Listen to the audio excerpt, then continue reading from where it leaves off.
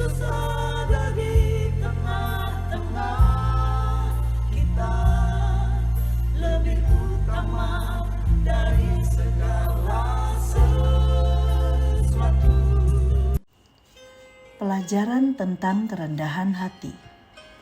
Sebab barang siapa meninggikan diri, ia akan direndahkan, dan barang siapa merendahkan diri, ia akan ditinggikan. Lukas 14 ayat 11. Sahabat Iktus, kita akan belajar tentang sebuah rahasia kerajaan Allah. Siapakah yang akan ditinggikan Tuhan? Banyak orang yang mengejar tempat tertinggi dalam hidupnya, tapi apakah ia mendapatkannya?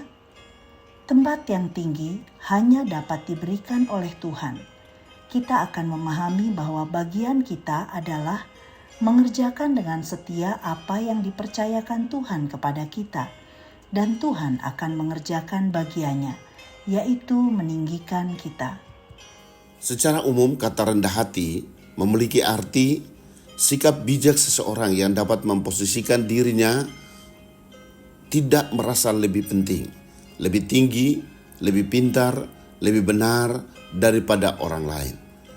Kerendahan hati menunjukkan kesediaan seseorang untuk menempatkan orang lain lebih tinggi, lebih penting, dan lebih terhormat dari dirinya. Beberapa poin penting ini akan memberikan pelajaran berharga tentang kerendahan hati. 1. Barang siapa meninggikan dirinya, ia akan direndahkan.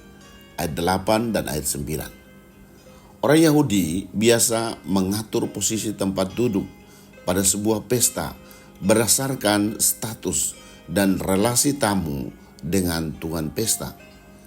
Yesus memanfaatkan kesempatan ini untuk menegur para tamu yang berusaha duduk di tempat-tempat kehormatan, dan ia mengajarkan arti kerendahan hati. Tuan rumah yang mengadakan perjamuan itu tidak akan membiarkan tamunya yang lebih terhormat tidak duduk di tempat yang layak. Ia tidak akan segan-segan berkata, "Berilah tempat ini kepada orang itu."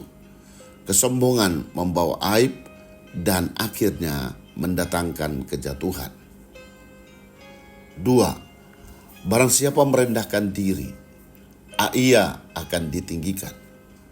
Ayat 10 dan ayat 11. Orang yang pada waktu datang langsung duduk di tempat yang paling rendah dan merasa puas dengannya, kemungkinan akan diberi tempat yang lebih baik.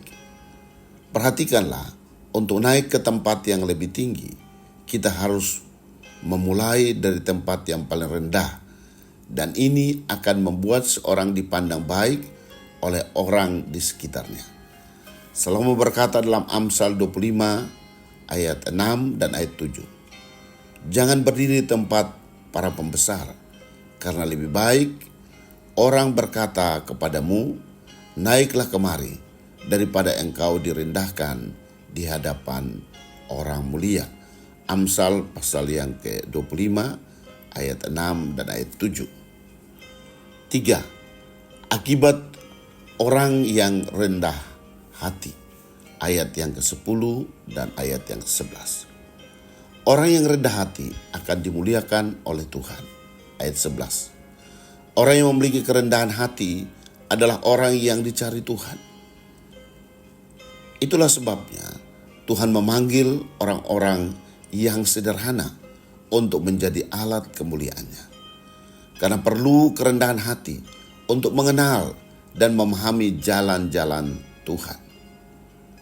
Kerendahan hati bukan kelemahan atau kekalahan seseorang, bukan juga berarti rendah diri, tetapi kerendahan hati merupakan kunci untuk memuliakan nama Tuhan.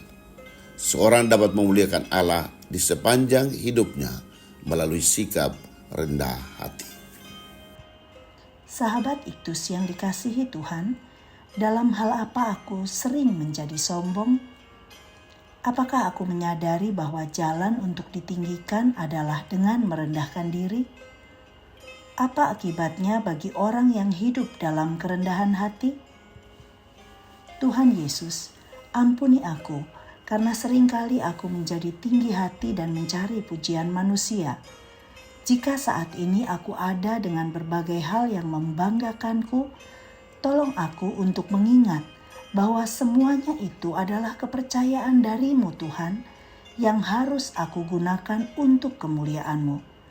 Belajar darimu ya Tuhan, untuk menjadi pribadi yang rendah hati.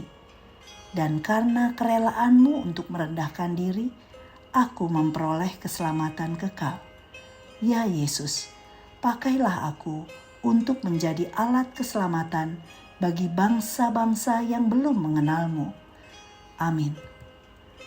Rendahkanlah dirimu di bawah tangan Tuhan yang kuat, supaya kamu ditinggikannya pada waktunya.